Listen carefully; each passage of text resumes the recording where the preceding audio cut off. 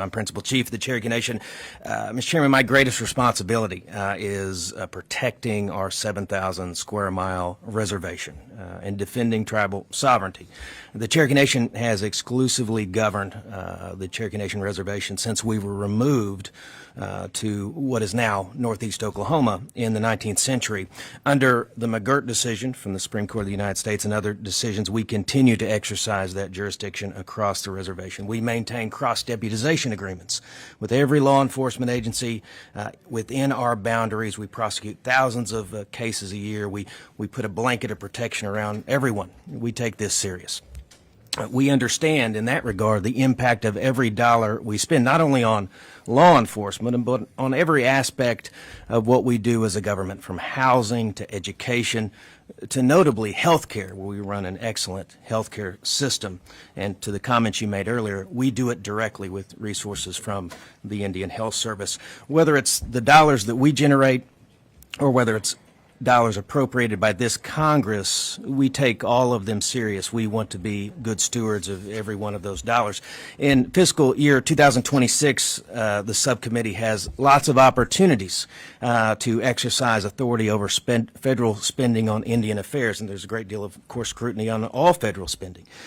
There's a few things this subcommittee can do. First, you can embrace the ongoing campaign against wasteful spending. We need to reject calls for redundant programs. We need to push back against the establishment of programs that just duplicate what's already happening. That's in the Indian Health Service and the Bureau of Indian Affairs and other agencies. And the second thing the subcommittee can do is to engage in the appropriate oversight of agency decisions, particularly within the Indian Health Service. And I want to direct your attention to the Purchase and Referred Care Program, which is formerly known as Contract Health, and the Joint Venture Construction Program. In recent years, the Indian Health Service has disregarded local decision makers, congressional intent, and stood up parallel programs that's simply a waste of federal health dollars, tribal health dollars, which of course we know are very precious. The backdrop to all of this, Mr. Chairman and members, is that the Cherokee Nation runs a comprehensive healthcare system. I think it's the best in Indian country. We're moving towards a system of wellness that we think ought to be the best in the world. But we have an excellent system. We provide that health care to every beneficiary within our service area, within our reservation. That's every member of every federally recognized tribe, regardless of what tribe they're in.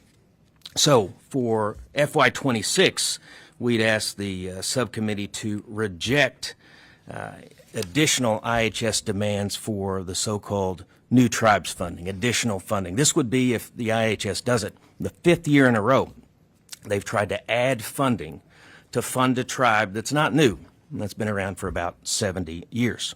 The subcommittee should also guard against wasting these limited dollars by funding services, again, in an area where we already fund all of these services. If any taxpayer in the country, any member of this Congress was interested in wasteful spending, it would be where the IHS tries to stand up to tribal health systems in a country in which we need to spread those dollars equitably and recognize where there is excellence, and there is excellence within the Cherokee Nation Reservation by our health system.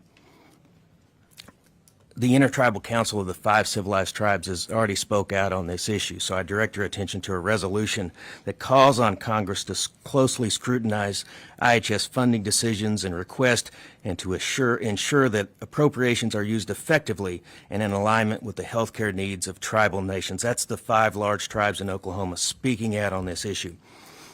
So we ask the subcommittee to consider these programs and other agency requests to ensure that officials are spending the dollars wisely. Third, the subcommittee can continue to do what it's done such an excellent job of, and I want to express my appreciation for the dollars that have been appropriated for those tribes that are embracing all the opportunities under the McGirt decision. That is a decision that changed the landscape of law enforcement in Indian country in Oklahoma.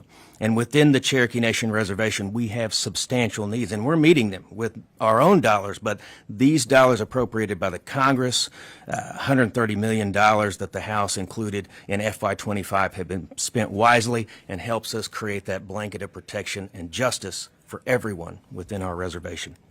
So we'd ask that you maintain that funding in FY26. And finally, yes, we're concerned about waste, fraud, and abuse. I flagged that. But when it comes to freezing funding, reducing staffing for these agencies, that goes to the core, and it concerns me that it goes to the core of the trust responsibility. So we would ask the committee to help us guard against that so we can run efficient programs but not shortchange the Cherokee Nation and the rest of Indian country. I'd be glad to yield for questions. Thank you.